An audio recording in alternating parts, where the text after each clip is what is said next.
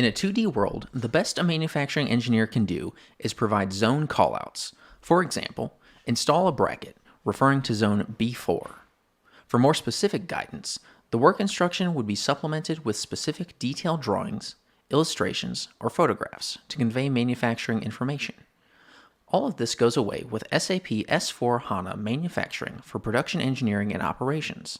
We leverage the engineering 3D model for work instruction authoring by utilizing the following tools for enhanced operational clarity.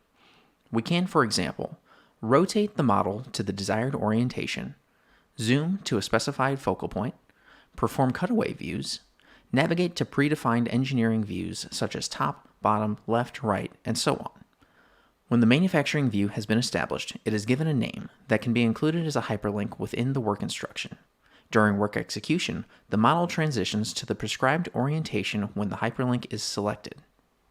SAP S/4HANA Manufacturing for Production Engineering and Operations enables a model-based enterprise, leveraging engineering source models as a single source of truth, reducing work instruction maintenance while providing seamless change management.